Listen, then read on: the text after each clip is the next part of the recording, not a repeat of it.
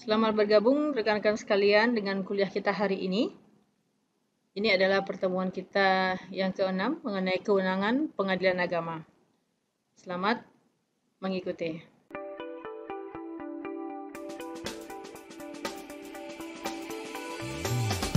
Assalamualaikum rekan-rekan semua. Selamat berjumpa kembali di channel Melanie Darman dalam perkuliahan hukum acara peradilan agama. Banyak hal yang akan kita bahas dalam setiap pertemuan. So, ikuti videonya dari awal hingga akhir. Selamat menonton. Nah, hari ini kita masuk di kewenangan pengadilan agama. Ya, kita akan membahas tentang seperti apa kewenangan yang diberikan oleh undang-undang kepada peradilan ini. Tentu kita tidak hanya melihat hari ini ya melalui undang-undang terakhir begitu tidak, tapi kita akan melihat bagaimana perkembangan dan dinamika dari kewenangan pengadilan agama dari masa ke masa begitu.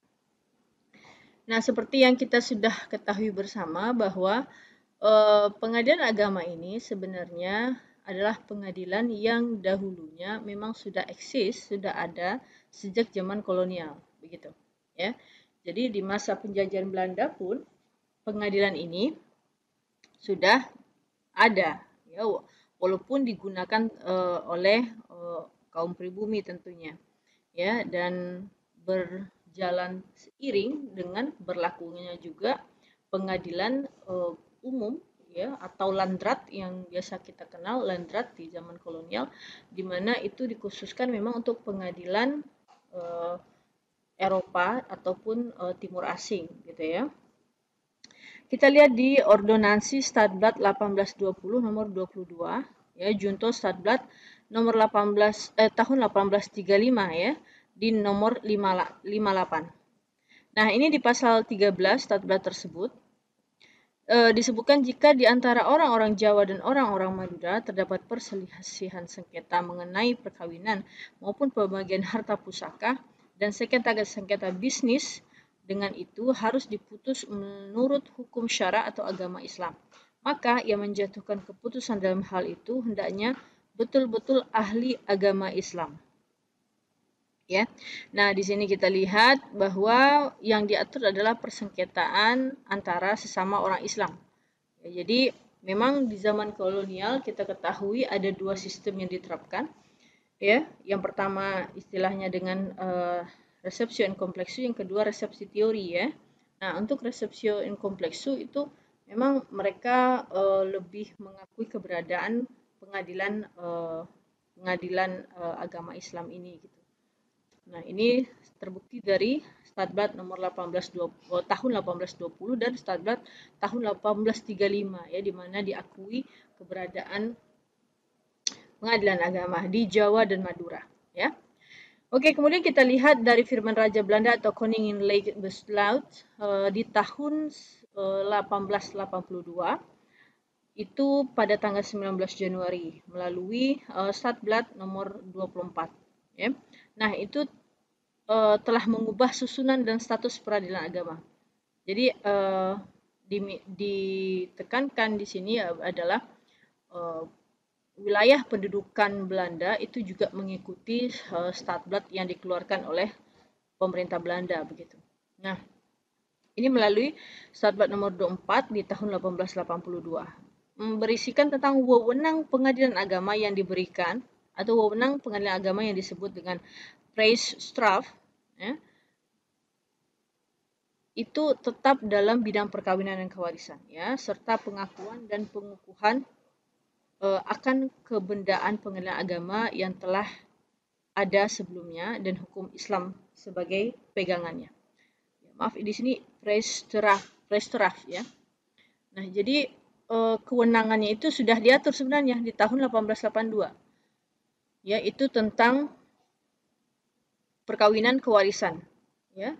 Jadi sudah ada tuh perkawinan maupun kewarisan.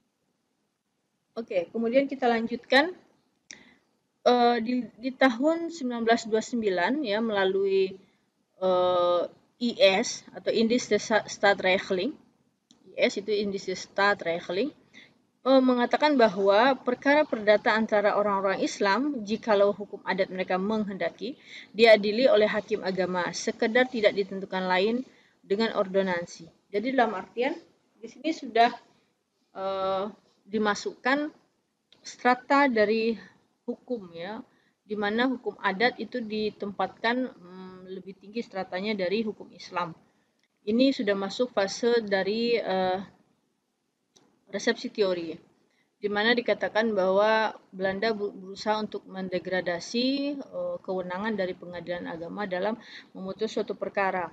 Nah, kita lihat di sini bahasa yang digunakan dalam Statblad tahun 1929 dikatakan bahwa apabila hukum adat menghendaki, ya, maka diadili oleh hakim agama, gitu. Jadi dalam artian diberikan kewenangan lebih kepada hukum adat untuk menentukan apakah nanti pengadilan agama ini yang menerapkan hukum Islam akan digunakan atau akan dipakai atau tidak, gitu.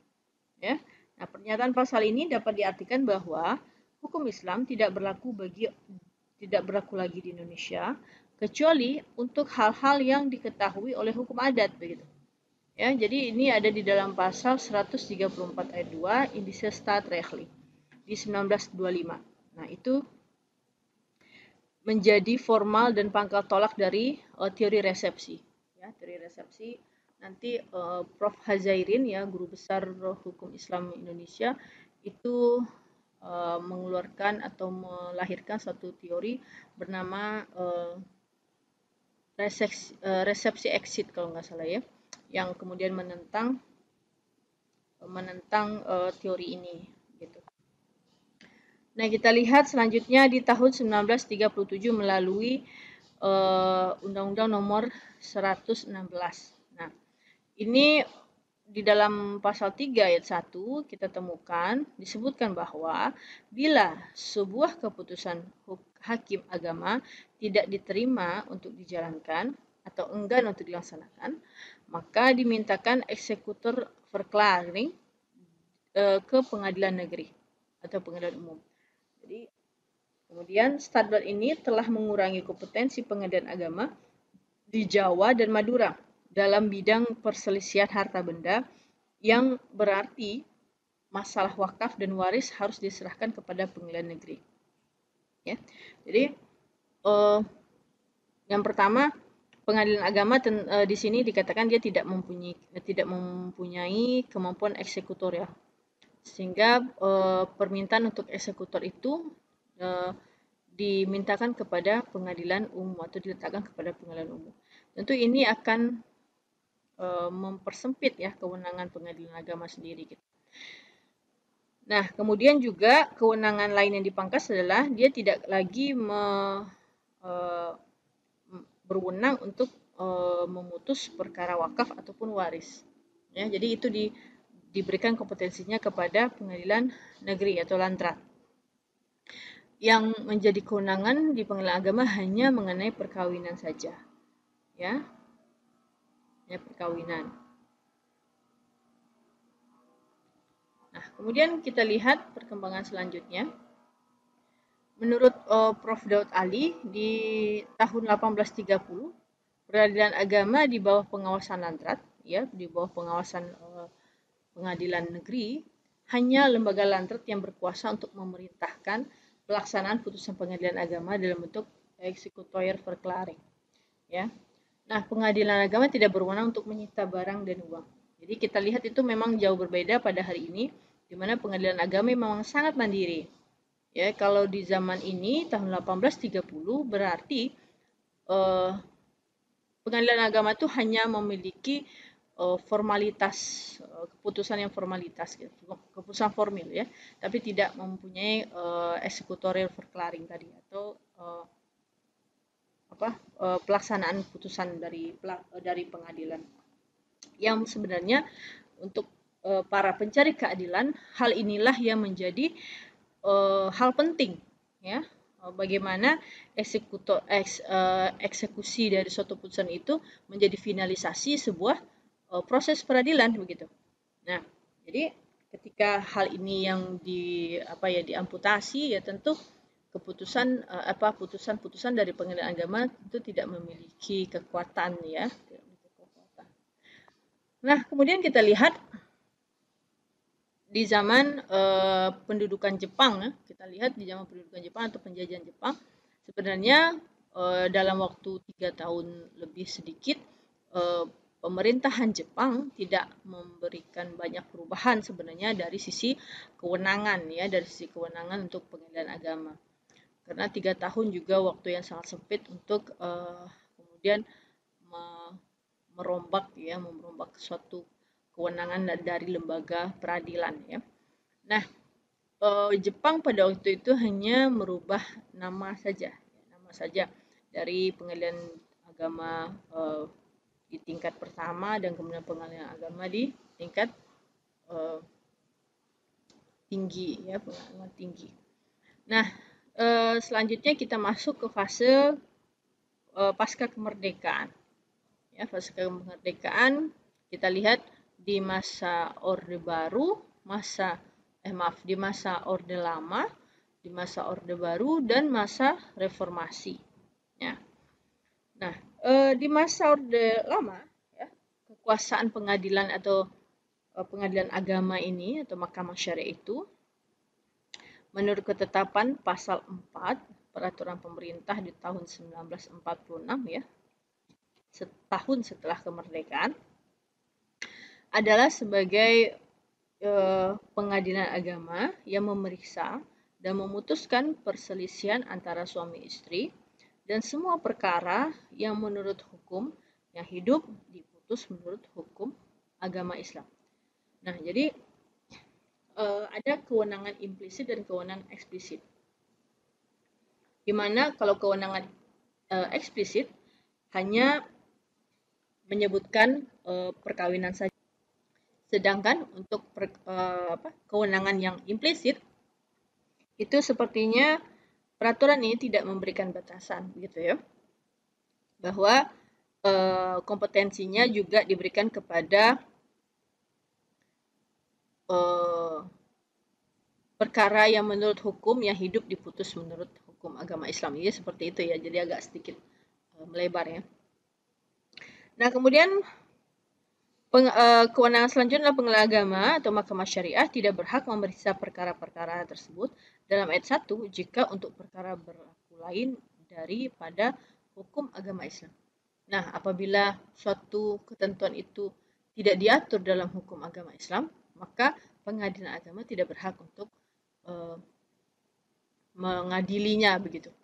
Nah, jadi memang agak sedikit lebih lebih tidak lebih terbuka ya sifatnya, ada bisa terbuka ruang untuk debatable gitu, dengan tidak adanya dijelaskan secara rinci ya bentuk perkara apa saja sebenarnya yang kemudian menjadi kewenangan. Karena kita ketahui ranah hukum Islam itu sangat banyak, sangat luas gitu. Sehingga kalau tidak diberikan batasan yang jelas, maka akan memunculkan perdebatan dan ambiguitas di dalam masyarakat.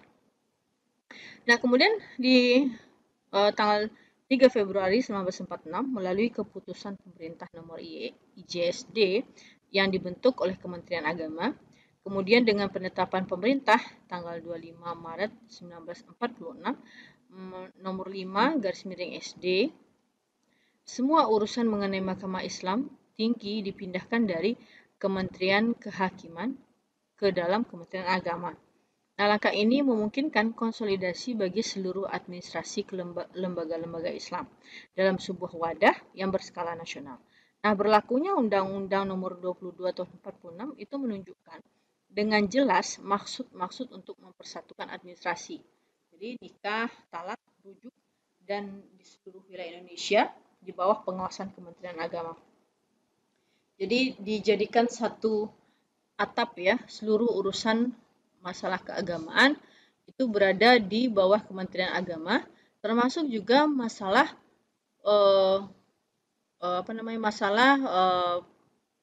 sengketa perkawinan dan sengketa waris yang kemudian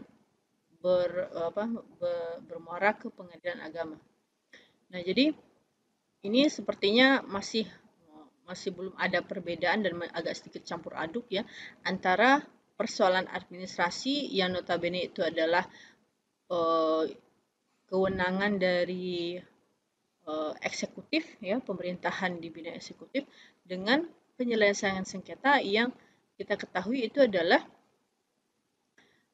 ranahnya eh, yudikatif ya. Jadi sebenarnya persengketaan itu muncul itu adalah bentuk dari bagaimana orang menerapkan peraturan-peraturan eksekutif dalam masyarakat. Nah, seharusnya memang lembaga yang berbedalah yang akan menengahi dan memberikan putusan atau memberikan keadilan kepada penerapan dari putusan-putusan di wilayah eksekutif. Namun pada tahun 1946 dua lembaga ini, dua lembaga eksekutif maupun yudikatif, untuk beberapa hal memang masih dalam satu atap gitu ya. Ini terbukti dari kita lihat bahwa pengadilan agama pun berada di bawah Kementerian Agama pada waktu itu. Ya.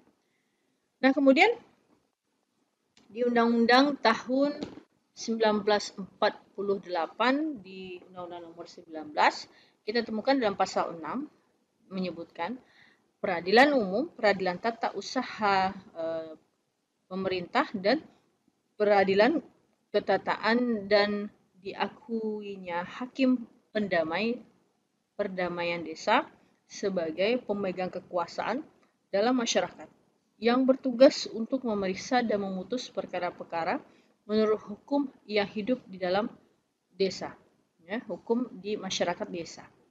Untuk peradilan agama tidak disebutkan dalam undang-undang tersebut. Jadi di Undang-Undang tahun 48 ini sempat memang pengadilan agama tidak muncul gitu, ya, tidak muncul dalam peradilan umum. Yang disebutkan hanya peradilan umum ataupun peradilan uh, ketatana ketantaraan ya, ketantaraan atau hari ini kita sebut dengan istilah peradilan militer begitu ya. Nah, ini kita lihat sudah sedikit ada degradasi upaya dari kemudian meleburkan pengadilan agama itu sendiri ke dalam peradilan umum atau peradilan atau urusan-urusan di Kementerian Agama ya. Nah, selanjutnya kita lihat di Undang-Undang Darurat Nomor 1 Tahun 51 ya. Nah, ketentuan pokok bahwa peradilan agama merupakan bagian tersendiri dari peradilan swaparaja dan pengadilan adat tidak turut terhapus dan kelanjutannya diatur dengan peraturan pemerintah. Proses keluarnya peraturan pemerintah ini yang mengalami banyak hambatan sehingga dapat keluar setelah berjalan selama 7 tahun dengan keluarnya peraturan pemerintah nomor 45 tahun 1957 ya. Nah, jadi undang-undang darurat ini kemudian sedikit memberikan posisi ya ke dalam kewenangan dari pengadilan agama. Nah, namun ketika undang-undang tersebut menyebutkan bahwa peraturan pelaksananya akan dibuat di dalam suatu peraturan pemerintah dan peraturan pemerintah itulah yang memiliki fase yang sangat panjang sekitar 7 tahun untuk lahir ya, untuk dibentuk gitu seperti itu. Nah, kemudian kita lihat di masa Orde Baru. Kalau di masa Orde Baru kita tahu ada namanya Undang-Undang 14 tahun 1970 ya. Ini tentang pokok-pokok kekuasaan kehakiman. Dalam pasal 10 kita bisa temukan sangat eksplisit dan jelas bahwa kekuasaan kehakiman dilakukan oleh pengadilan dalam lingkungan yang pertama adalah peradilan umum, peradilan agama, kemudian peradilan militer dan peradilan tata usaha negara. Nah, Undang-Undang Nomor 1 Tahun 74 tentang perkawinan itu juga merupakan bentuk pengokohan dari keberadaan pengadilan agama itu sendiri, di mana kewenangan pengadilan agama salah satunya merupakan melingkupi Undang-Undang Nomor 1 Tahun 74. Ya. Nah, di pasal 10 ini, di Undang-Undang 1470 ini, memang secara eksplisit sudah disebutkan bahwa lingkup peradilan, ya, lingkup peradilan itu terdiri dari 4 peradilan. Okay. Nah, itu termasuk juga ke dalamnya adalah pengadilan agama. Kemudian kita lihat lagi di Undang-Undang Nomor 7 Tahun 89. Nah, di pasal 49 ya, pengadilan agama, ini undang-undang tentang pengadilan agama ya. Undang-Undang Nomor 789 di pasal 49, pengadilan agama itu bertugas dan berwenang memeriksa, memutus dan menyelesaikan perkara-perkara untuk orang Islam di bidang perkawinan, kewarisan, wasiat dan hibah yang dilakukan berdasarkan hukum Islam. Ya, kemudian juga tentang wakaf dan sedekah. Sedangkan dalam pasal 50 ditegaskan dalam hal terjadi sengketa mengenai hak milik atau keperdataan lain dalam perkara-perkara sebagaimana yang dimaksud di pasal 49, maka khusus mengenai objek yang menjadi sengketa tersebut harus diputus dahulu oleh pengadilan dalam lingkungan peradilan umum. Ya. Nah, jadi apabila ada persoalan keperdataan, maka tetap penyelesaiannya diberikan kepada pengadilan umum, begitu ya. Nah, kemudian hukum acara yang berlaku di pengadilan agama itulah hukum acara perdata yang berlaku juga pada pengadilan umum. Nah, kecuali untuk hal-hal yang diatur secara khusus ya. Contoh misalnya untuk perkawinan ya, sengketa perkawinan begitu. Itu biasanya sidangnya tertutup. Ya, sidangnya tertutup untuk umum. Namun biasanya kalau untuk sengketa harta gono gini itu biasanya juga sidangnya terbuka.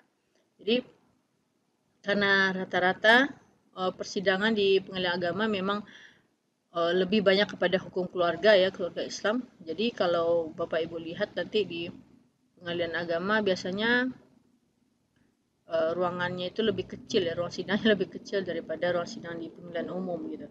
Karena memang tidak disediakan untuk masyarakat umum untuk mengikuti proses persidangan tersebut ya. Karena biasanya proses persidangannya tertutup untuk umum.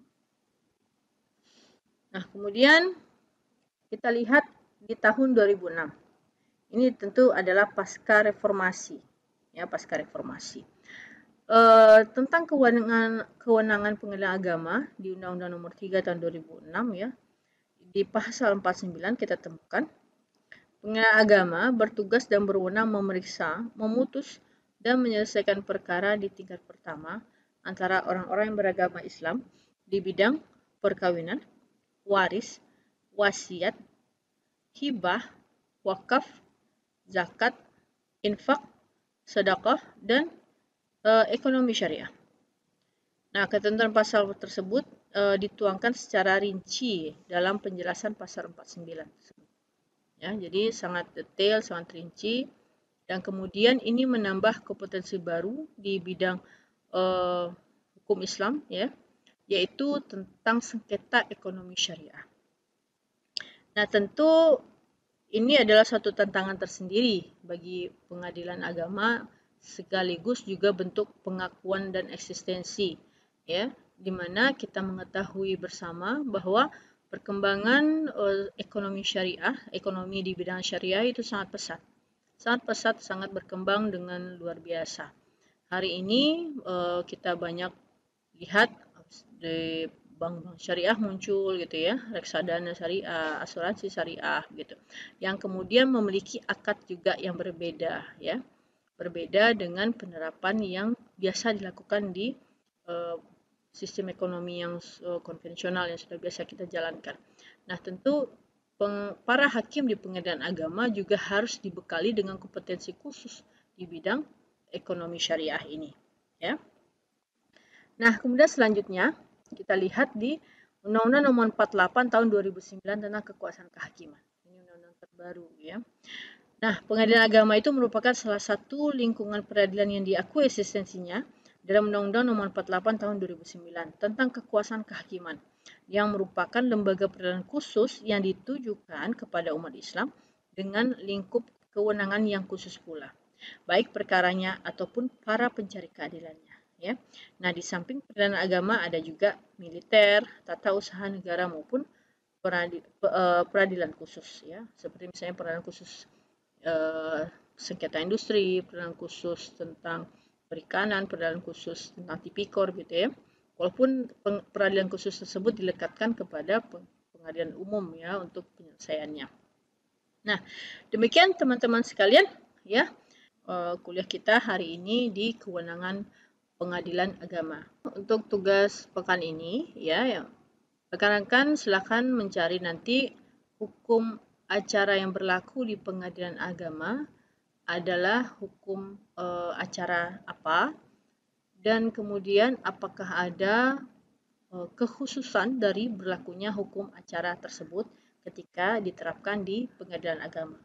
Apabila ada kekhususan tertentu, maka silakan disebutkan apa kekhususan berlakunya hukum acara tersebut di pengadilan agama.